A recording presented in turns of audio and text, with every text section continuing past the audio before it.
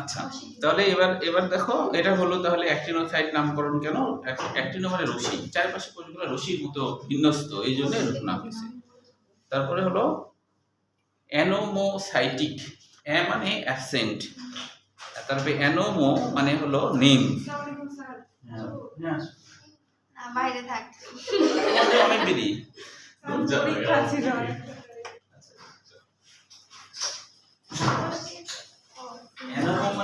মানে অ্যাবসেন্ট, নোমো মানে হলো নেম, নোমো মানে লেখার সময় মনে থাকবে না, ভুলে যাবে, মানে কিছু ক্ষেত্রে বাংলা দরকার আছে, মনে রাখার সুবিধা নেই। নোমো মানে হলো নেম, নোমো মানে নেম, নেম মানে নাম, নেম মানে নাম, এইটা তার বলতে হবে না। নেম মানে কি, এটা আবার বলতে হবে নাকি? হ্যাঁ, নেম মানে নাম, তাহলে কি যার কোনো নামই নাই, যার কোনো নাম দেয়া যায়নি, যার কোনো নাম দেয়া যায়নি, বেনামি আর কি। তার কারণ সরকারি যে কোষগুলা তারা হচ্ছে ত্বকীয় কোষের মতোই দেখতে, আলাদা কোনো নাম দেওয়া যাচ্ছে না, দেখতে ত্বকীয় কোষের মতো, মানে গঠনগতভাবে হ্যাঁ সবই ত্বকীয় কোষ, তাই একে আলাদা আর নাম কি দেবো, একই রকম যখন হয়ে গেল তখন আর নাম দেওয়া যাচ্ছে না, বুঝতে পারছো কি? তাই কি না? অনেকে ধরো রাগ করে বলে না যে যে ধরো গাধা, এখন মেয়েদেরকে বলার সময় কিন্তু গাধি বলা হচ্ছে, ছেলেকে গাধি না বলে না, কিন্তু গাধাই বলে, মেয়ে গাধা, আজকে সবাই আচ্ছা, তাহলে বলো সবগুলো কি বোঝা গেল? বলো তো সমস্যা আছে কিনা, অনেক বুঝতে পেরেছো কোথাও, মানে বুঝতে পেরেছো কোথাও, কোথাও হলো না বুঝতে পারছো কিনা বলো, বুঝতে পারছো বলো। আচ্ছা হইল বুঝতে, মানে আমার বডি না বলো, ছবির দিকে তাকায় আরেকবার দেখো। হ্যাঁ, সেদিনের ক্লাস আমি খুঁজে পাইনি কেন, কোনটা দেখো? এটা ক্লাসটা দিয়েছি যে কোর্স ক্লাসের ওই ক্লাসটা দেখলাম, মানে হাতে বুঝে না বলে বাসায় একটু পড়ে না বোঝার সমস্যা যেগুলো পাওয়া সেগুলো চেষ্টা করে দেখায় নিও, তাহলে একটু পড়ে নেই। আচ্ছা বলো, দেখো ছবি থেকে পরে যারা আসলে তারা আরেকবার দেখো, আমি 2-1 মিনিটে শেষ করে দিই। হ্যাঁ দেখো, যে পত্ররন্ধ্র যেটা আছে ভিতরের দিকে, যেটা পত্ররন্ধ্র কোষ, তাই না, এটাকে গার্ড সেলও বলে, রক্ষী কোষও বলে। মেহেদি দেখো, তুমি পরে আসলা, তো এই গার্ড সেলের সাথে যে কোষগুলো থাকে তাকে সাবসিডিয়ারি কোষ বা সহকারী কোষ বলা হয়। হ্যাঁ, গার্ড সেল মানে রক্ষী কোষ, যেটা পত্ররন্ধ্রীয় কোষ না, তাকেই রক্ষী কোষ বলে, গার্ড সেল বলে। পত্ররন্ধ্রীয় কোষ, হ্যাঁ, পত্র পাতার মধ্যে যে ছিদ্র তৈরি করে আর কি, যে এই যে ছিদ্র তৈরি হয়, তো তাই এর নাম পত্ররন্ধ্রীয় কোষ। এই একটা কোষ, একটা কোষ, দুইটা কোষ মিলে মাঝে একটা ছিদ্র তৈরি হয়, হ্যাঁ, দিনের বেলায় হয়, তো এটাকে বলা হয় পত্ররন্ধ্রীয় কোষ, ঠিক আছে, যেটাকে স্টোমা কোষও বলা হয়। স্টোমা মানে স্টোমাটা, হ্যাঁ, এখান থেকে। আচ্ছা, তো তাহলে এই পত্ররন্ধ্র কোষের সাথে সাবসিডিয়ারি বা সহকারী কোষ কিভাবে আছে? তাহলে যদি 90 ডিগ্রি অ্যাঙ্গেলে থাকে, দেখো এখানে ছবির দিকে তাকাও, 90 ডিগ্রি অ্যাঙ্গেলে আছে, মানে ওই পাশে 90 ডিগ্রি, এই পাশে 90 ডিগ্রি, তাহলে এটার নাম হলো ডায়াসাইটিক। প্যারাসাইটিক মানে প্যারালাল। দেখো পত্ররন্ধ্র কোষ যেভাবে আছে সেইভাবেই আছে সহকারী কোষ বা সাবসিডিয়ারি কোষ, সেভাবে আছে, তাই এটা হলো প্যারাসাইটিক। তো যারা আগে শুনছো আরেকবার শুনো যাতে মুখস্থ হয়ে যায়, তাই কি না? আচ্ছা, তারপরে দেখো অ্যানিওসাইটিক, অ্যানিও মানে অসমান, অর্থাৎ এখানে সাবসিডিয়ারি কোষগুলা দেখতে সবাই একরকম না, এক এক রকম, তাই এটা অ্যানিওসাইট। টেট্রাসাইটিক নামকরণ হলো কেন, যে 4টা কোষ, টেট্রা মানে 4।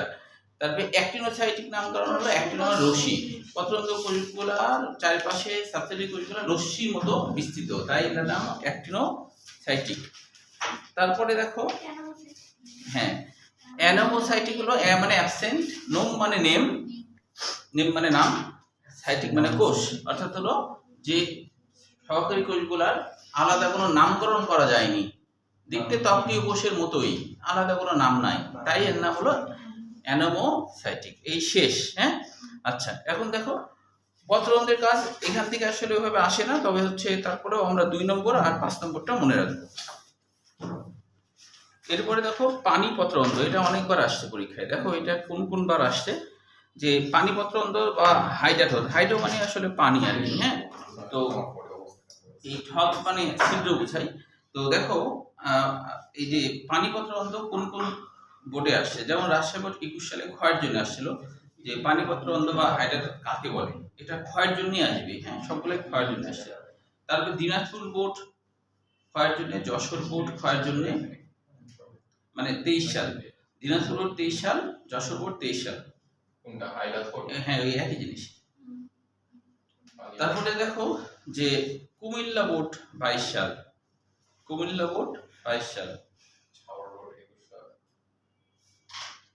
তার মানে এটা ভালো ইম্পর্টেন্স। হ্যাঁ আচ্ছা, তাহলে এখানে সাধারণত যেটা হয়, এই সমস্ত উদ্ভিদের পত্রঅন্ত অনেক সময় নিষ্ক্রিয় থাকে, তখন দেখা যায় যে এদের উপরের দিকে পত্রঅন্ত তো কাজ করছে না, কিন্তু পত্রঅন্তের নিচে একটা গহ্বর তৈরি হয়, ওই গহ্বর দিয়ে পানি সরাসরি চোয়ায় চোয়ায় বের হয়, ফোটায় ফোটায় বের হয়। পত্ররন্ধ্রের নিচে গহ্বর হ্যাঁ, হয়। গহ্বর তৈরি। দেখো ছবির দিকে তাকাও, নিচের দিকে দেখো যে কিছু এপিথেলিয়াম কোষ আছে, এপিথেলিয়াম পিনোসাইটের মতো?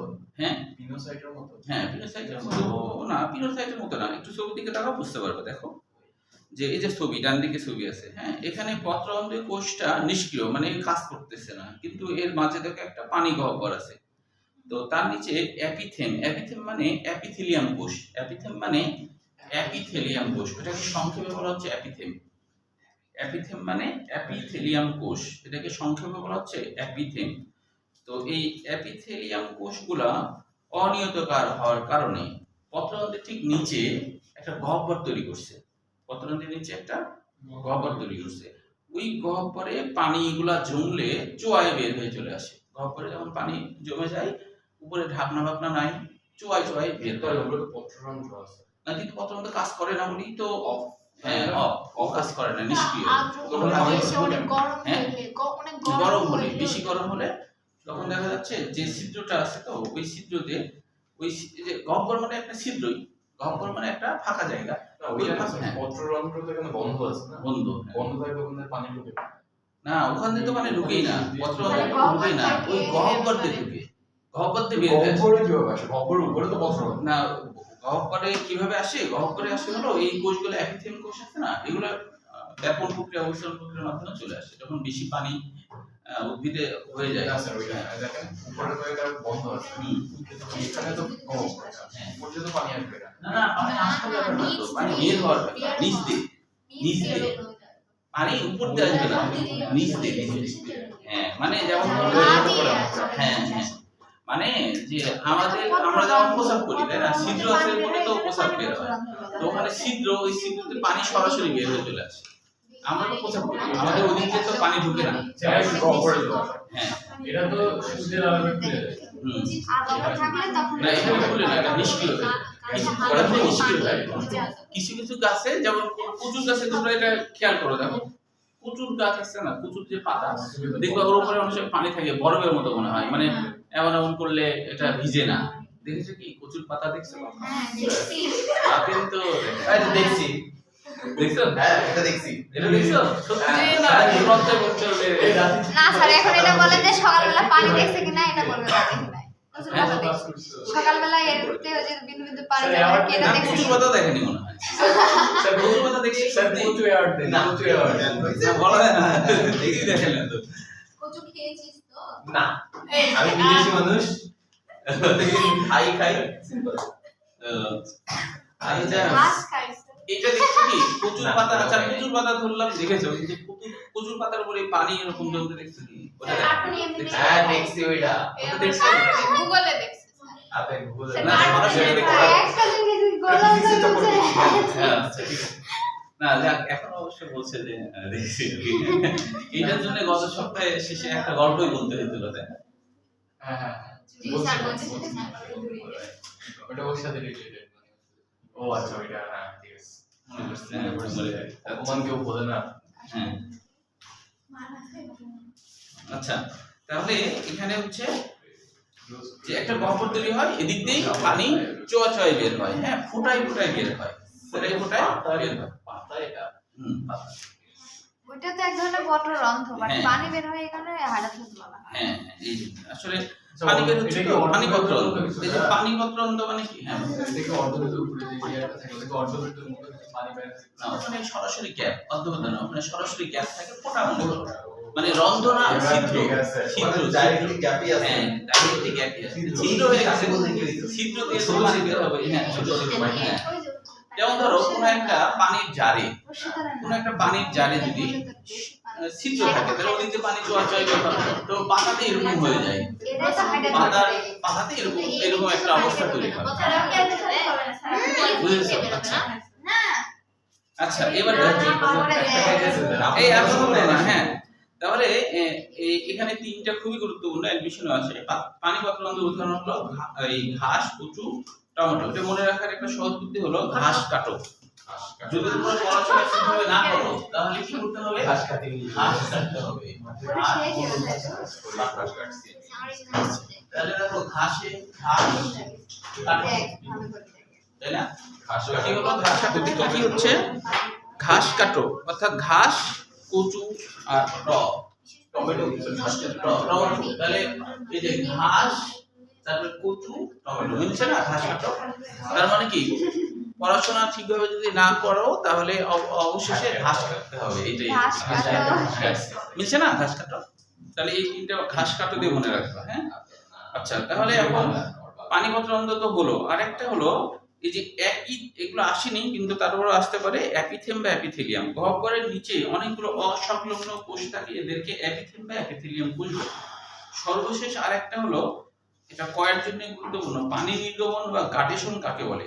হাইড্রেটর দিয়ে তরল পানি বের হওয়ার কে বলা হয় নিঃস্রাবণ বা পানি নির্গমন বা গাটেশন। গাটেশন নামকরণটা কেন হয়েছে জানো? গাটেশন কথাটা আসছে গাট্টা থেকে। গাট্টা মানে হলো ফোঁটা। গাট্টা মানে হলো ফোঁটা বা ড্রপ।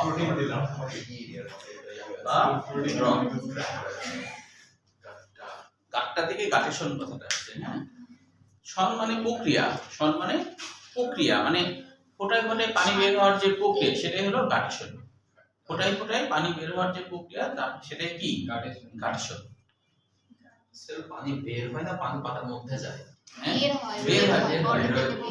বললাম না প্রসাব করার সময় আমাদের কি পানি, বাইরের পানি ওদিক দিয়ে ঢুকে না বের হয়? বের হয়। ফোঁটা যে ওই ফোঁটা দিয়ে বের হয়, বাইরে যায়। হ্যাঁ, প্রস্তুতন না, প্রস্তুতন তো বাষ্প আকারে বের হয়। এটা বাষ্প আকারে বের না হয়ে সরাসরি ইনডাইরেক্ট প্রস্তুতন। হ্যাঁ, ইনডাইরেক্ট। এই তোমার হচ্ছে যে যখন সেকেন্ড পার্ট 9 অধ্যায় পড়া হবে তখন এদের সব কয়টা রাখেন, আমি এদের সামনে প্রশ্ন করব। হ্যাঁ, আরে কে কয়টা পদ কয়টা রাতে দেখা যাবে যে স্যার আমি সেটাই বলবো, আমারে বুঝাইতে আসছে না, যেটাই বলবো সেটাই বলবে কি এটা তো আমি দেখি। হ্যাঁ, আমি এদেরটা দেখি না না, আমি বলবো আমাদের কাছে পড়বে না, আমরা বলবো। ও হ্যাঁ, স্যার আমি ওদের পেছনে যাব, আমি ওদের পেছনে যাব, দেখি যে সে আমারে বুঝাইছে। না এমন কিছু হবে কি আমারে বুঝাবি? না, এমন কি যখন শোনো ও কি বুঝবে না, এমন কি এমনও হতে পারে যে আমি যখন পেনিস নিয়ে বলবো তখন বলবে যে স্যার এটা কি দেখে নিয়ে আয়। তখন তো বিপদ। আমি মেয়েদের ক্ষেত্রে এটা বুঝাই দিই। হ্যাঁ ওকে তার আগে বিয়ে দিয়ে দিতে হবে। স্যার আমি বুঝতে পারবে না। বিয়ে মনটার পর করব বলতে পারে না, তারাই করব চ্যালেঞ্জ বিছানা নেই না শুধু সবাই জানে।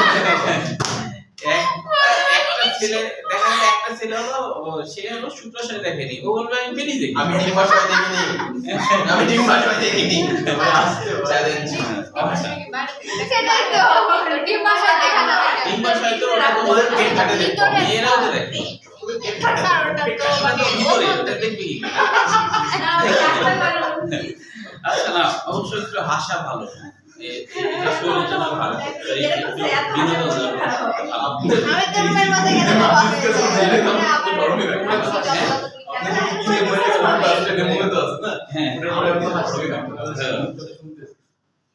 আচ্ছা, তাহলে হলো গাটেশন। এবার দেখো গ্রাম টিস্যুতন্ত্র, এটাও জ্ঞানমূলক বৈশিষ্ট্য হিসেবে পড়ে রাখতে হবে। ত্বকের টিস্যু এবং পরিবহন তন্ত্র মানে জাইলেম ফ্লোয়েম আর ত্বকীয় বলতে এপিডার্মিস, এরা ছাড়া উদ্ভিদের অন্যান্য অংশ গঠনকারী টিস্যুতন্ত্রকে গ্রাম টিস্যুতন্ত্র বা ভিত্তি টিস্যুতন্ত্র বলা হয় বা আদি টিস্যুতন্ত্র বলা হয়। এটা জ্ঞানমূলক বৈশিষ্ট্য হিসেবে পড়বে। আচ্ছা, এখানে দেখো একটা শব্দ আছে শেষে, পেরিক্লেম ভাজক টিস্যু থেকে এই টিস্যুতন্ত্রের উৎপত্তি। পেরিক্লেম পেরিফেরিয়ামের বাংলা অর্থই হলো প্রারম্ভের প্রতীক বা শীর্ষক ভাজক টিস্যু, একবারে মাথায় যে থাকে সেই বাদবাকি সব কিছু তৈরি করে শীর্ষক ভাজক টিস্যু। পেরিফেরিয়ামের বাংলা অর্থ শীর্ষক ভাজক টিস্যু। এটা কোথায় থাকে? মাথায় উঠে মাথায় একেবারে শীর্ষে থাকে। মাথা তো বলা যায় না। সেটা মূলের মাথায় থাকবে। উদ্ভিদের মাথায় যেমন ভ্রূণ আছে না, ভ্রূণী অবস্থায় একবারে মাথার দিকে, আবার ভ্রূণ মূলের মাথায় থাকে। হ্যাঁ, সেখান থেকেই গ্রাউন্ড টিস্যুতন্ত্র তৈরি হয়। ও আচ্ছা। আচ্ছা, এবার দেখো, এবার হলো স্যার এটা কি এক্সট্রা কোনো বৈশিষ্ট্য আছে পেরিফেরিয়াম বৈশিষ্ট্য? পেরিফেরিয়াম বলতে এরা অন্যান্য কোষ থেকে, ভ্রূণের অন্যান্য কোষ থেকে সাইজে আলাদা, মানে আয়তন বা আকৃতিতে একটু আলাদা। ওটা হলো পেরিফেরিয়াম। হ্যাঁ, ওই জন্য পেরিফেরিয়ামের বাংলা হচ্ছে শীর্ষক ভাজক টিস্যু বা প্রারম্ভের প্রতীক। শীর্ষক ভাজক টিস্যু মনে রাখা একটা সোজা কথা। এবার দেখো যে এখানে একটা শব্দ আছে যে সব উদ্ভিদের মূলে, মনে রাখতে হবে সব উদ্ভিদের মূলে, এই যে 3 নম্বর লাইন পরের প্যারা, সব উদ্ভিদের মূলে এবং দ্বিবীজপত্রী উদ্ভিদের কাণ্ডে। এখান থেকে অনেক কোশ্চেন হয় এমসিকিউর জন্য, এটা খুব ভালো করে খেয়াল করতে হবে। সব উদ্ভিদ মানে কি, আমি দেখো পরের প্যারা 3 নম্বর লাইন, এটা খুব ভালো করে মনে রাখবা। কেন এটা অনেক সময় ভোলা যায়। সব উদ্ভিদের মূল মানে কি, একবীজপত্রী উদ্ভিদ হোক বা দ্বিবীজপত্রী উদ্ভিদ হোক, সব উদ্ভিদের মূলে, তবে শুধুমাত্র দ্বিবীজপত্রী উদ্ভিদের কাণ্ডে এই টিস্যুতন্ত্রকে প্রধানত স্পষ্ট 2 ভাগে ভাগ করা হয়। একটা বহিঃস্থলী অঞ্চল আর একটা হলো অন্তঃস্থলী অঞ্চল। ওই যে বলেছিলাম পেরিসাইকেলের বাইরে এটা বহিঃস্থলী, পেরিসাইকেলের ভিতরে অন্তঃস্থলী। তাহলে এটা কিন্তু একবীজপত্রী উদ্ভিদের কাণ্ডের ক্ষেত্রে খাটবে না, মনে রাখতে হবে।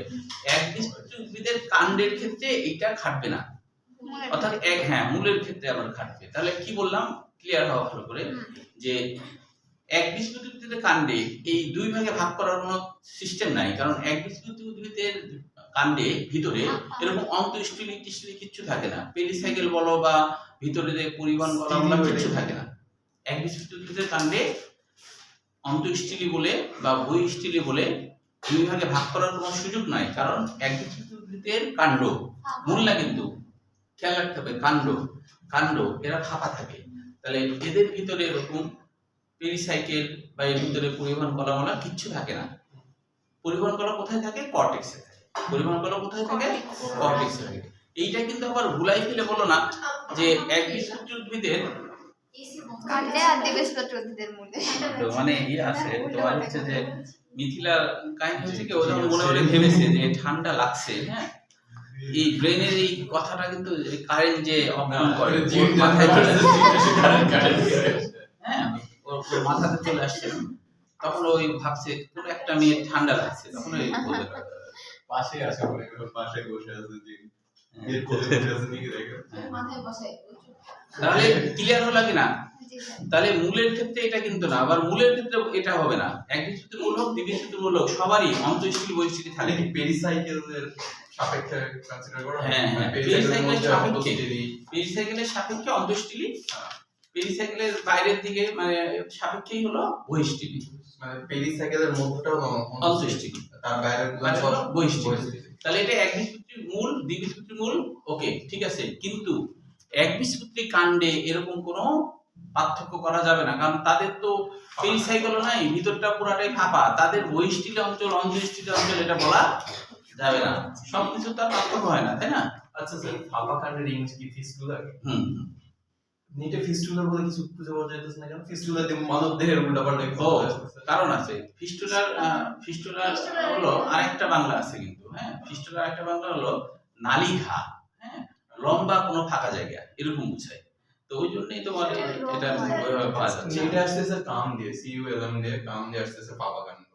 ফিস্টুলার স্টেম নামে কিছু, হ্যাঁ, ওটা আসছে না, কারণ ওই ফিস্টুলা যেহেতু মানবের একটা অসুখের মধ্যে চলে যাচ্ছে, তো ওই জন্য আসছে।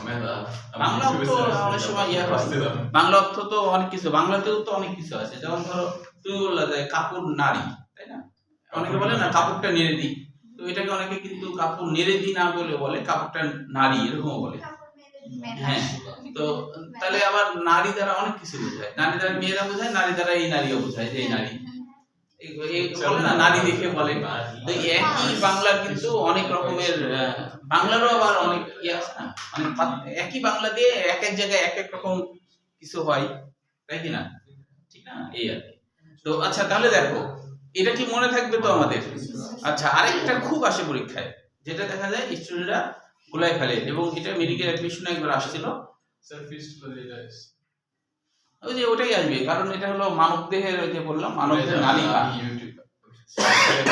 এটা হলো মানবদেহের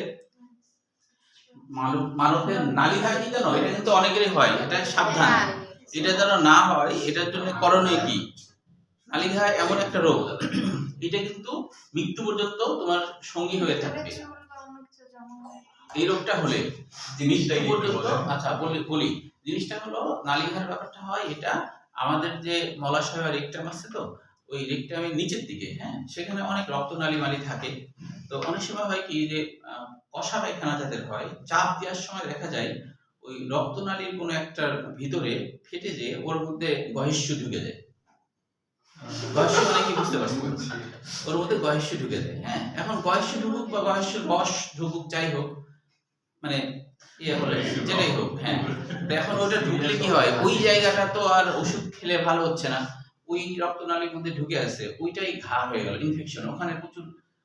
ওখানেও তো কিছু পুষ্টি থাকে গয়েশের মধ্যে, ওই পুষ্টি খাওয়ার জন্য প্রচুর ব্যাকটেরিয়া ওখানে বাস করে, বংশ বিস্তার করে, ওটাকে আরো বিস্তার লাভ করায় ঘাটাকে, হ্যাঁ, এবং এক পর্যায়ে বাইরের দিকে এসে ওটা ফেটে যায়। তো এরকম সমস্যা হয়, তখন ওটা তো ওষুধে ঠিক হয় না, কিন্তু অনেক সময় অপারেশন করেও ঠিক হয় না। একবার অপারেশন করার পরে দেখা যায় যে আবার করতে হয়, ঠিক করা খুব কঠিন কাজ, এবং এটা অপারেশন করে ঠিক হওয়ার সম্ভাবনা থাকে 95%, না 5% থাকে, 95% ঠিক করা যায় না। মানে ওটা সুনির্দিষ্টভাবে বের করা কোন রক্তনালীতে কি হয়েছে, ওটা ইয়ে করা খুব মুশকিল।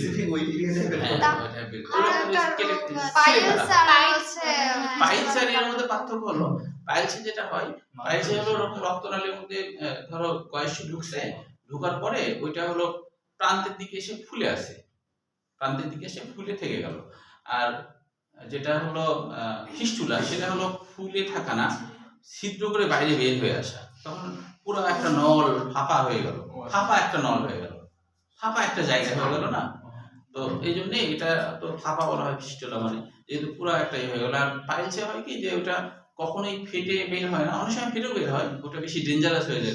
ব্যাকটেরিয়া গুলো না, ব্যাকটেরিয়া না, গয়েশ ঢুকছে না, গয়েশ ব্যাকটেরিয়া সব সহকারে, হ্যাঁ, এবং ওটা পুষ্টুস সব হয়, শ্বেতকণিকা ওখানে যুদ্ধ করে মারা যায় না, মারা টারা যায়, সবকিছু মিলে বের হয়ে আসে। এটা মারাত্মক ধরনের একটা বেদনাদায়ক একটা অসুখ।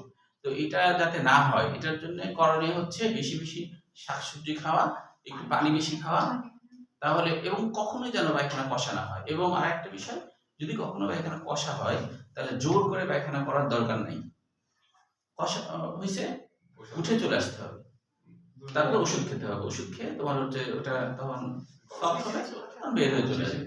কিন্তু হচ্ছে এটা মনে রেখো, এটা হলো যে তোমার সাধারণত হওয়া শুরু হয় মোটামুটি হলো 18 বছর থেকে, সাধারণত 18 বছর থেকে 30 বছরের মধ্যে এই রোগটা সবথেকে বেশি হয়, বুঝছো? এই রোগটা হয়, এবং বলা হচ্ছে প্রতি 6 জনের মধ্যে একজনের এই রোগ হয়, প্রতি 6 জনের মধ্যে একজনের এই রোগ হয়। তাহলে এখানে আমরা ধরো কতজন আছি, তাহলে 2 জনের তো প্রায় হওয়ার সম্ভাবনা বলতেছে যে 6 জন আছে নাকি, একজন কি হবে, মানে দেখছি এদের মধ্যে কাজ হতে পারে। তার মানে আমাদের এখানে তো 12 জন হয়তো নাই, তাহলে 13 জনের হওয়ার সম্ভাবনা হয়নি ইনশাআল্লাহ। আল্লাহ আপনার কত বছর না, আমার 50 না, তা না, কিন্তু আমার হচ্ছে না, কারো কারো আছে যে 90 বছর হলেও হয় না, সবার যা হবে তা তো না। আমার হয়,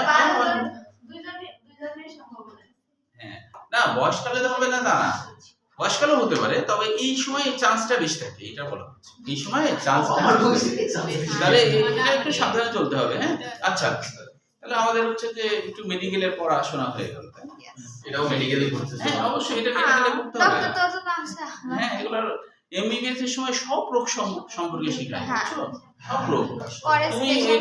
তুমি এই যে এখন আমার কাছে যা শুনলা, মেডিকেলে যখন পড়বা দেখবা এইটাই তোমাকে বলবে, আমি যা যা বললাম এটাই বলবে, যে এই রোগ এরকম, এই ব্যাপার সব বলবে, যে রোগটা কেমন আর কি। হ্যাঁ, বুঝতে পারছো? এই আচ্ছা, তাহলে হচ্ছে যে এটা তো ক্লিয়ার হলো, তাহলে কোথায় কি আরেকটা যেটা খুব আসে দ্বিবীজপত্রী উদ্ভিদে, মনে রাখতে হবে দ্বিবীজপত্রী উদ্ভিদের কাণ্ডে, কাণ্ডে কিন্তু দ্বিবীজপত্রী উদ্ভিদের কাণ্ডে, দ্বিবীজপত্রী দ্বিবীজ এটা খুব আসে পরীক্ষায়, কাণ্ডে 2 থেকে 4টি অন্ত্যেষ্টির মধ্যে 2 থেকে 4টি দ্বিবীজপত্রীর কাণ্ডে 2 থেকে 4টি পরিবহন কলা, আর একবীজপত্রী হয় একবীজপত্রী উদ্ভিদের মূল কাণ্ডে তো থাকেই না, কাণ্ডে কি থাকে না, তাহলে একবীজের মূলে, একবীজের মূলে কাণ্ডে তো থাকেই না, কাণ্ডে তো থাকেই না, একবীজের মূলে 7 থেকে 13টি। থেকে 13। স্যার এটা কোথায় আছে? ওই আছে শুধু হলো এটা নোট করে রাখো, নোট করা। নোট করে রাখতে হবে। পরিবহন আমার করা গরম অবস্থা খারাপ। 2 থেকে 4টা 2 থেকে 4টা দ্বিবীজপত্রী কাণ্ড, একবীজপত্রী মূল, ভুল করে কিন্তু কাণ্ড মনে করো না, কারণ কাণ্ডে কি থাকেই না, কাণ্ডে থাকেই না, এটা খুব আসে পরীক্ষায়, এটা গুলা যাওয়ার সম্ভাবনা বলে বেশি আসে। পরিবহন কলা, পরিবহন কলা বা ভাস্কুলার বান্ডল, পরিবহন কলা বা ভাস্কুলার বান্ডল, এটা নোট করে রাখতে হবে। হ্যাঁ, আচ্ছা এটা দেখো স্টিলি কাকে বলে, এটা বেশ কয়েকবার আসছে। আর দরজা খুলে দেন, আমার গরম অবস্থা খারাপ। আরো বড় আইডিয়া, আরো বড় বাইরে ভাব ঢুকবে ভাই। গরম লাগছে কার কার? রান্না করতেছে না কেউ? হ্যাঁ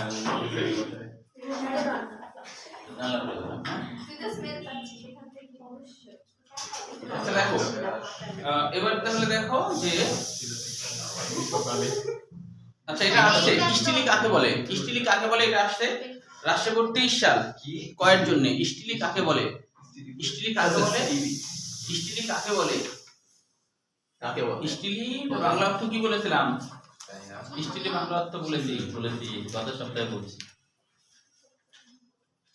বলো গত সপ্তাহে বলছি বাংলা কি, স্টিলি বাংলা কি কি বলবে, সুজা না স্টিল বলে দেওয়ার পরে মনে পড়বে। বলবো? আচ্ছা স্টিলি মানে সজ্জারীতি বা সাজানো পদ্ধতি,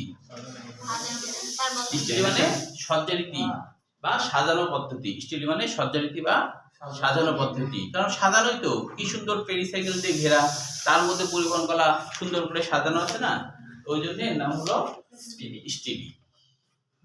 ঠিক আছে, এই প্রথমে আসলে স্টিলি আবিষ্কার হয়েছিল, পরে তখন বৈজ্ঞানিকরা চিন্তা করলো স্টিলি তো বলছি, তাহলে স্টিলের বাইরে কিছু কেটে কিছু বলতে হয়, তখন ওখানে নাম হয়ে গেল বহি স্টিলি, তাহলে ভিতরটা অন্ত স্টিলি, বাইরেটা এখন স্টিলি সাইকেলের মধ্যের এই অংশটা অন্তঃস্টিলি বলে। হ্যাঁ পেরিসাইকেল সহ, কিন্তু পেরিসাইকেল সহ সহ তার নিচের সব হ্যাঁ হ্যাঁ উপরে একটা বই স্টিলি।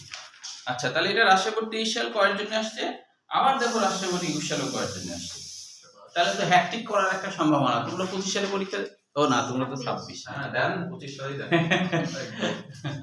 আচ্ছা স্যার কি বলেন আসলে আবার 21 সালেও আসছে, মানে দুইবার আসছে পরপর। হ্যাঁ তাহলে এবার 25 সালে বাদ দিয়ে 26 সালে দিতে পারে, তাই না? এই আবার দেখো বরিশাল বোর্ড, বরিশাল বোর্ড 23 সাল কয়ের জন্য, বরিশাল বোর্ড 23 সাল কয়ের জন্য, চট্টগ্রাম বোর্ড 17 সাল কয়ের জন্য। কোনটা বইস্টিলি অংশ? না স্টিলি কাকে বলে, সেটা স্টিলি কাকে বলে এটাই এতবার আসছে। হ্যাঁ বলো। স্যার দ্বিবীজপত্রী উদ্ভিদের এটা তো হচ্ছে মূলের ছবি না, মূলের কোনটা? এই যে বইয়ে যে আছে এটার কথা বলছো? হ্যাঁ এটা হচ্ছে একটি দ্বিবীজপত্রী উদ্ভিদের মূলের। হ্যাঁ তাই কি সমস্যা বলো? না এখানেও তো হচ্ছে অন্ততকাঞ্চল পরিচক্র আছে, মানে অন্তঃস্থিলিতে যেগুলো থাকে সেগুলো থাকবেই তো, ওই যে বললাম না দ্বিবীজপত্রী হোক আর একবীজপত্রী হোক, সব মূলে থাকবে। আচ্ছা স্যার কাণ্ডে থাকবে, কাণ্ডে থাকবে, কাণ্ডে একবীজপত্রীর কাণ্ডে থাকবে না, দ্বিবীজপত্রী কাণ্ডে থাকবে আর মূলে থাকবে। হ্যাঁ এইটা প্রয়োজনে লিখে রাখবা, কারণ ভুলে গেলে বিপদ। মানে এটা আমি 3-4 বার কিন্তু বলেছি।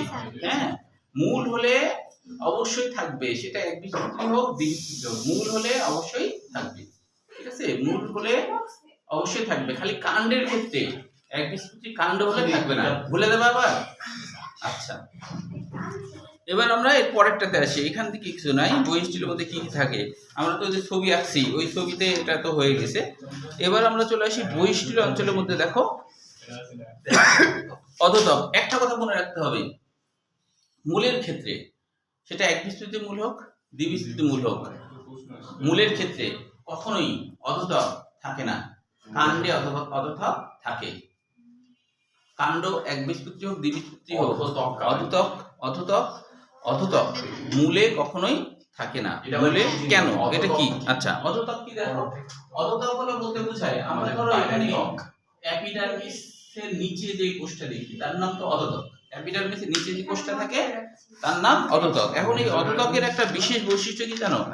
অধোতকের বৈশিষ্ট্য হলো এখানে মনে করো অধোতক আছে, হ্যাঁ, এটা মনে করো অধোতক। অধোতকের একটা বিশেষ বৈশিষ্ট্য আছে যেটা এপিডার্মিসে নাই। অধোতকের বাইরের দিকে, অধোতকের বাইরের দিকে, হ্যাঁ, এই জায়গাগুলোতে তোমার হচ্ছে সুবিলিন জাতীয় মানে পুরু হয়। এই জায়গাটা সুবিলিন টুবিলিন থাকে, পুরু হয়। সুবিলিন বলতে লিপিড জাতীয় উপাদান আর কি, চর্বি জাতীয় উপাদান, হ্যাঁ, কি করে থাকে। তো এই বাইরের দিকটা অধোতক এরকম হয়। এরকম হলে কি হয়, মূলে থাকলে সমস্যা না। মূলে যদি অধোতক থাকে তাহলে কি সমস্যা? মূল কি পানি তুলতে পারবে?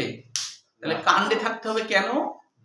মানে যা যা তুলেছে তা যেন বাইরে বের হয়ে যেতে না পারে। যা যা তুলেছে তা যেন এখন এই ভাগ দিয়ে তো যেতে পারে। তাই এই জায়গাও মোটা, এই জায়গাটাও থাকে। এই জায়গাটা হাইপোডার্মিস না?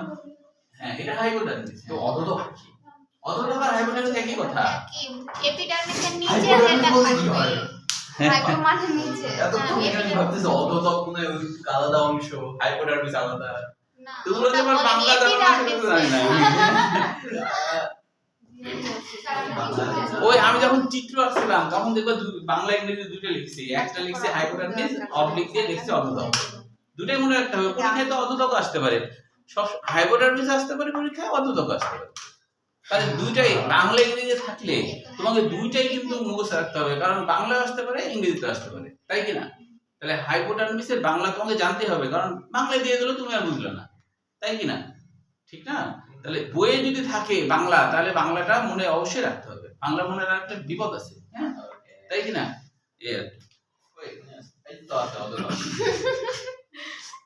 হ্যাঁ, তাহলে হচ্ছে এই দেখো, এই যে অধোতকের এখানে হাইপোডার্মিস লেখা আছে, তাই কি না? আচ্ছা, তোমরা তো জানো যে হাইপোডার্মিস হচ্ছে, এটা মনে রাখতে হবে এমসিকিউর জন্য, হাইপোডার্মিস হচ্ছে কোলেনকাইমা এবং স্ক্লেরেনকাইমা। আমরা জানি স্ক্লেরেন মানেই শক্ত, তাই না? এপিডার্মিস হ্যাঁ, আগে পেজে আছে, আমরা পড়া হয়ে গেছে তো, ওটা তো পড়া হয়ে গেছে। ওই প্রথমের দিকে বললাম না টিস্যুতন্ত্র পড়ার সময়, না এখানে এপিডার্মিস এখানে নাই, এখানে নাই। এটা হলো বহিঃস্থলী অঞ্চল করলে কিন্তু এপিডার্মিস বাদ দিয়ে বলা হয়, বাদ দিয়ে তার নিচে লাগে, তার নিচে, হ্যাঁ, এটা কর্টেক্স আর এপিডার্মিস আলাদা। হ্যাঁ, বলো। হ্যাঁ, আলাদা। হ্যাঁ, দেখতে ভিন্ন রকম। কর্টেক্স এর বাইরে, হ্যাঁ, বাইরের অংশ থাকে না? হ্যাঁ, কর্টেক্সের বাইরে থাকে। তবে কর্টেক্স এর আচ্ছা, মনে রাখতে হবে বহিঃস্থলী অঞ্চল যদিও বলেছি পেরিসাইকেল থেকে বাইরের দিক পর্যন্ত, তবে সেটা কত দূর পর্যন্ত? হাইপোডার্মিস। এপিডার্মিসের রূপান্তরিত অনেক অনেক কিছু তৈরি হয়, ওই জন্য ওটাকে আর বহিঃস্থলী অঞ্চলের মধ্যে ধরা হয় না। এক এক রকম হয়ে যায়। তো কেউ কাণ্ডরোম তৈরি করে, কেউ হলো ওই যে বিসুটির যেমন বলেছি যে দংশক্রম তৈরি করে, ট্রাইকোম বা অনেক কিছু তৈরি করে, এই জন্য ওইটা আর ধরা হয়নি। ওটা তো রূপান্তরিত হয়ে বিভিন্ন কিছু হয়ে যায়। তাহলে বহিঃস্থলী অঞ্চল বলতে পেরিসাইকেলের বাইরে এপিডার্মিসে আগ পর্যন্ত, মানে হাইপোডার্মিস পর্যন্ত বহিতক, ওই কি বহিঃস্থলী অঞ্চল, বহিঃস্থলী অঞ্চল। হ্যাঁ, পেরিসাইকেল থেকে হাইপোডার্মিস পর্যন্ত বললেন বহিঃস্থলীয় অঞ্চল, বহিঃস্থলীয় অঞ্চল, বহিঃস্থলীয় অঞ্চল, ঠিক আছে। আর কর্টেক্স হলো হাইপোডার্মিসের নিচে থাকে, কর্টেক্স হলো হাইপোডার্মিসের সব নিচে। ক্ষেত্রে হয় কি এটা? হ্যাঁ, বলো। সব ক্ষেত্রে তো হয় না, কর্টেক্স হাইপোডার্মিসের নিচে। না, হাইপোডার্মিস থাকে না, তখন মূলে তো হাইপোডার্মিস থাকবেই না, তখন কি হবে? সরাসরি কর্টেক্স এপিডার্মিসের পরে কর্টেক্স। প্লাস যদি মূল হয়, হ্যাঁ, ছবিতে কর্টেক্স থাকে, সবার বাইরে আছে। হ্যাঁ, বলো। প্লাস 9 ও আচ্ছা মুগা, হ্যাঁ ঠিক আছে। মনে করছি। আচ্ছা, তা আমরা তো তোমার হচ্ছে যে খুব বেশি দেরি নাই, সেকেন্ড পার্ট 9 শুরু হবে, তখন আমি বুঝতে পারছি যে সবকটারে একসাথে আনবো না। আমি জানি যে আমি চাই, আমি আদেশ ও কিন্তু এই এমনও হতে পারে, এমন কিছু কোশ্চেন হয়তো করলো যেটা সবকটার মুখ লালবাড়ি লজ্জা লাগছে, তখন আমি বলবো যে রাতে নেড়ে তুমি তোমার আমার কাছ থেকে শুনি। আম্মু না, আপনার কাছ থেকে শুনে বলবো না, শুনে ছাড়বো। আপনি এই নয় ওটাই না, না এটা নয়, ও হ্যাঁ এটা নয়, ওটা অনেক বড়। ওইটাই একদম সত্য কথা। সায়েন্স কি লজ্জা কি লজ্জাই না। অবতাই, নির্লজ্জ অবতাই। না রে ভাই, না, যেমন ধরো তাই না? হ্যাঁ, স্যার, কি করে?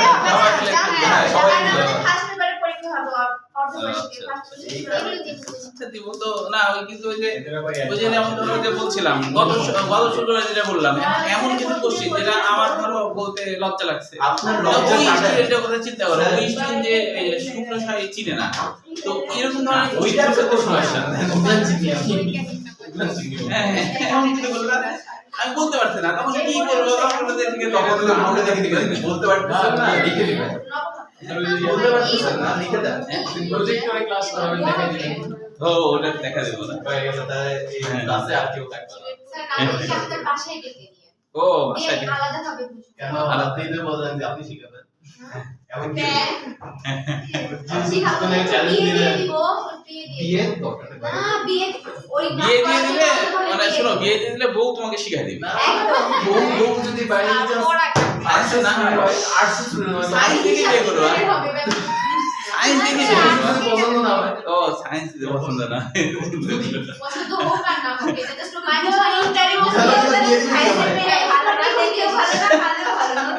এগুলো ধারণা। স্যার এত ভালো মেয়ে কই আছে, বিয়ের পরে ডিভোর্স দিয়ে দিস। ও, আচ্ছা আচ্ছা। এত ভালো মেয়ে দুনিয়াতে থাকে না এক জায়গায়, তাহলে একটা করে বিয়ে করবো, ডিভোর্স দিব। তখন তুমি বলবা যে বুঝানো যেহেতু হয়ে গেছে, কাজে এখন তুমি বাদ দাও। হ্যাঁ, মেয়ে বাদ দিন, কাজ হয়ে গেছে তো।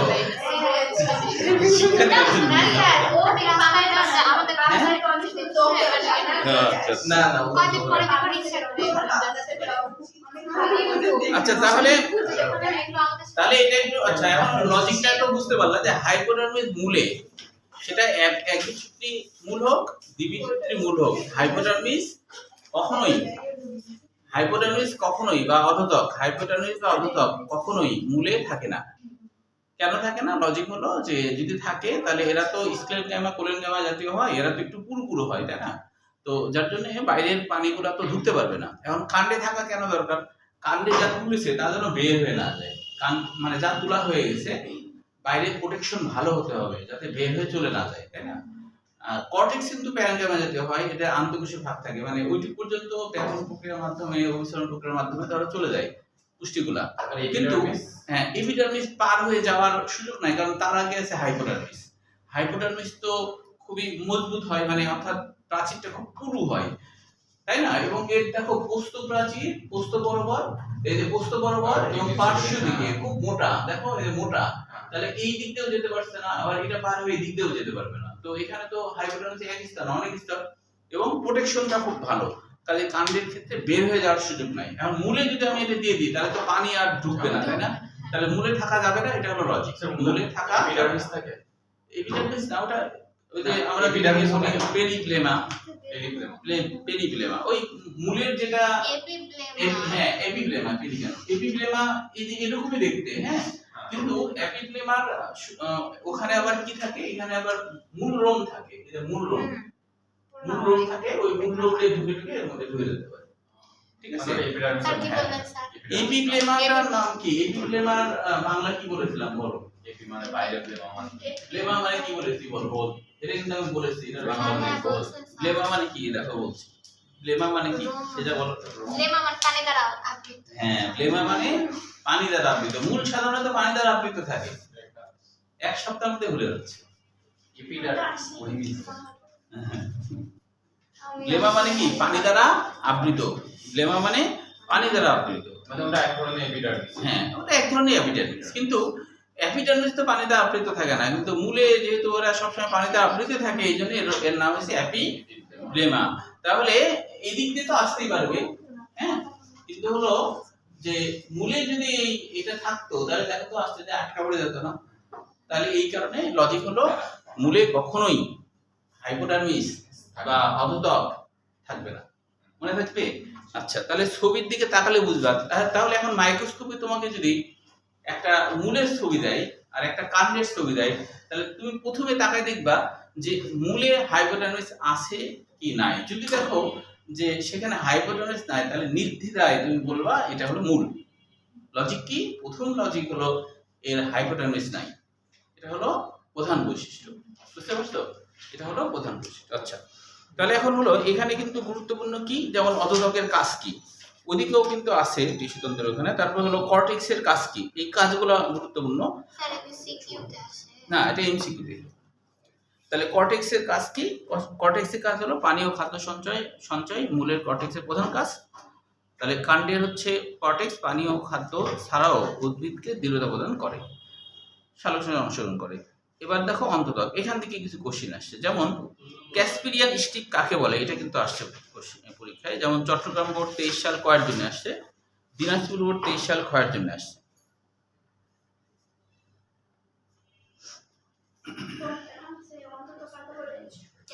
না, ক্যাসপিরিয়ান স্টিক কাকে বলে? তাহলে দেখো ক্যাসপিরিয়ান স্টিক কি বলছে, মূলের অন্তত্বকীয় কোষের মূলের অন্তত্বকীয় কোষ, মূলের অন্তত্বকীয় কোষ মনে আছে পেরিসাইকেলের বাইরে যে কোষটা থাকে সেটার নাম অন্তত্বক বা এন্ডোডার্মিস। তো মূলের ক্ষেত্রে তো সবই থাকবে বলেছি, হ্যাঁ, একবীজপত্রী হোক দ্বিবীজপত্রী হোক, মূলের ক্ষেত্রে সব থাকবে, তাই না?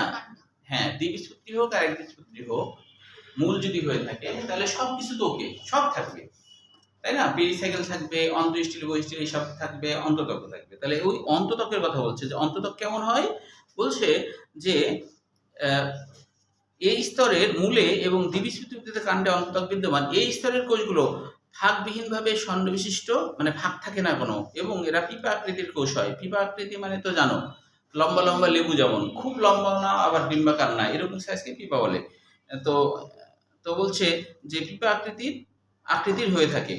আর কি বলছে, ভাগবিহীন মানে কি, কোনো ভাগ নাই। কেন ভাগ নাই? কারণ যে ধরো এরকম কিছু থাকে যার জন্য ভাগ থাকে না। তো এখন বলছে যে মূলের অন্তত্বকীয় কোষের পোস্ত ও পার্শ্ব প্রাচীর, পোস্ত ও পার্শ্ব। তাহলে পোস্ত হলো এটা হলো পোস্ত, আর এটা হলো পার্শ্ব, এটা হলো পোস্ত, এটা হলো পার্শ্ব। এই পার্শ্ব আর পোস্ত প্রাচীর সুবেরিন ও লিগনিন মানে তো আমরা জানি, তাই না? লিগনাম মানে কাঠে ওটা দেখা যায়। তাহলে যুক্ত হয়ে সরু ফিতার মতো একটা বেষ্টনী। তাহলে অন্তঃপ্রাচীর, অন্তত্বক যেটা থাকে, মনে করো এটা যদি অন্তত্বক হয়, তো অন্তত্বকের বাইরে এবং পার্শ্ব প্রাচীরে, এটা যদি মনে করেন পেরিসাইকেল, এটা পেরিসাইকেল, এখানে ধরো অন্তত্বক আছে, এখানে অন্তত্বক আছে, এই অন্তত্বকের এই জায়গাটা, এর বাইরের দিকে একটা আস্তরণ থাকে। আবার পোস্ত বরাবর থাকে, পার্শ্ব বরাবর থাকে। পার্শ্ব মানে এই পার্শ্ব, এই বরাবর থাকে। তো এই আস্তরণটার নামই হলো ক্যাসপিরিয়ান স্টিক, ফিতার মতো যে বেষ্টনী সৃষ্টি করে তার নাম ক্যাসপিরিয়ান। ক্যাসপিরি একজন বিজ্ঞানীর নাম, তিনি এটা বলছে। আচ্ছা, এটা কেন থাকে? এটাও থাকার কারণ হলো যে একবার যখন তোমার পুষ্টি সংগ্রহ করা হয়ে গেছে, তখন সেটার আবার প্রোটেকশন দরকার। এখন বলতে পারো যে এটা তো অন্তত্বকে আছে, তাহলে পানি তো তুললো, হাইপোডার্মিস নাই, ঠিক আছে, কিন্তু এই জায়গায় তো এরকম পুরু আস্তরণ, তাহলে পানিটা ভিতরে ঢুকবে কি করে? সেজন্য আল্লাহ কি করছে, এক ধরনের জায়গায় এই আস্তরণের জায়গায় কিছু গেট রাখছে, যে গেটের নাম হলো প্যাসেজ সেল। এটা এই বইয়ে আছে কিনা? আছে। আচ্ছা, প্যাসেজ সেল বলা হয়। প্যাসেজ সেল কিন্তু আবার ওরকম না, ওরকম কোনো পুরো আস্তরণ কিচ্ছু থাকে না। প্যাসেজের বাংলা অর্থ যাতায়াতকারী কোষ। ওই যাতায়াতকারী কোষের সিস্টেম হলো বাইরের জিনিস ঢুকতে দেবে, কিন্তু ভিতরের জিনিস আর বাইরে বের হতে দিবে না। যেমন অনেক কিছু জায়গা আছে, যে জায়গায় মানুষ একবার ঢুকে গেলে ঢোকার পথ সোজা, কিন্তু বের হওয়ার আর পথ নাই। চোরা কারবারি বা অনেক কিছু নেশা এইগুলো যারা করে না, তো ওইগুলা গ্যাংয়ের মধ্যে ঢুকলে, ডাকাতি দল, ওগুলা গ্যাংয়ে কেউ যদি একবার ভুল করে ঢুকে, অনেক টাকা আছে, কিন্তু বের হয়ে আসতে চাইলে আর বের হয়ে আসতে পারে না। কারণ ওই জানে যে বের হলেই তো সে বলে দেবে অন্য তখন মেরে ফেলবে ওকে। তাই ওই জন্য বলা হচ্ছে ঢোকার পথ আছে কিন্তু বের হওয়ার পথ নাই, বের হলেই মেরে ফেলবে। তো এরকম ব্যাপার যে প্যাসেজ সেল বাইরের সবকিছু নিয়ে আসবে, কিন্তু প্যাসেজ সেলের সিস্টেম করা আছে এইভাবে, ভিতরে কিছু বের হতে গেলে প্যাসেজ সেল দরজা বন্ধ করে দেবে, ও বাইরের গুলো আর বের হতে দিবে না। এইটা আবার জায়গায় রেখে দিয়েছে। তো ওই জিনিসটাকে বলা হচ্ছে প্যাসেজ সেল। তো এখন প্রথমত এই ক্যাসপিরিয়ান স্ট্রিপের দরকার কিছু না। ওই যে বললাম ক্যাসপিরিয়ান স্ট্রিপের দরকার এই কারণে যে যা পুষ্টিগুলো প্যাসেজ সেলের মধ্যে আসছে, এখন প্রোটেকশন তো দরকার, বাইরে যেন না যেতে পারে। যেমন ধরো যে এই গোটা ঘর আছে, কিন্তু ঘরের মধ্যে আমরা তো দরজা রাখছি, তাই না? ঘরের মধ্যে দরজা রাখছি না, তো দরজা না লাগলে তো আমরা বের হতে পারবো না, ঠিক না? এটার ক্ষেত্রে সিস্টেম হলো আমরা ঢুকতেও পারছি বেরো হতে পারছি, কিন্তু এইদের সিস্টেম হলো ভিতরে জিনিস বাইরে বের হতে পারে না। একবার যে প্রোটেকশনের জন্য তো বাইরের দিকে এই যে অ্যাসপিরেন্ট নিশ্চিত আছেই, তোলার পরে যেন কোনো দিক দিয়ে বের হতে না পারে, ওই ভিতরের দরজা তো বন্ধ হয়ে গেছে, প্যাসেজ সেল ওটা তো বন্ধ, ওর সিস্টেমে ওরকম ভিতরে জিনিস বাইরে বের হবে না। তাহলে যা যা ঢুকাইছে প্যাসেজ সেল দিয়ে এবার বাইরে যেতে পারছে না, অন্য দিক দিয়ে যাবে, ওই যে অ্যাসপিরেন্ট নিশ্চিত আছে, বুঝতে পারছো? তো এই কারণে জিনিসগুলো হারায় যাচ্ছে না, নষ্ট হচ্ছে না, সেফে থাকছে। এইটাই আর কি ক্যাসপিরেন্টশিপ আর প্যাসেজ সেলের ব্যাপার। এখানে আরেকটা জ্ঞানমূলক কোশ্চেন আছে যে স্বেচ্ছার আবরণ, বলছে অনেক সময় এই স্তরে প্রচুর স্বেচ্ছার কণিকা বিদ্যমান থাকে, এই স্তরকে তখন স্বেচ্ছার আবরণ বলা হয় বা স্টার শীত বলা হয়। শীত মানে আবরণ। তাহলে অন্ততকের কাজটাও এমসিকিউর জন্য মনে রাখতে হবে। ও বেজে গেছে, আচ্ছা হ্যাঁ এই পর্যন্ত থাকতে হবে, তাহলে আগামী দিন এটা শেষ হয়ে যেতে পারে। তাহলে তোমরা বলছো যে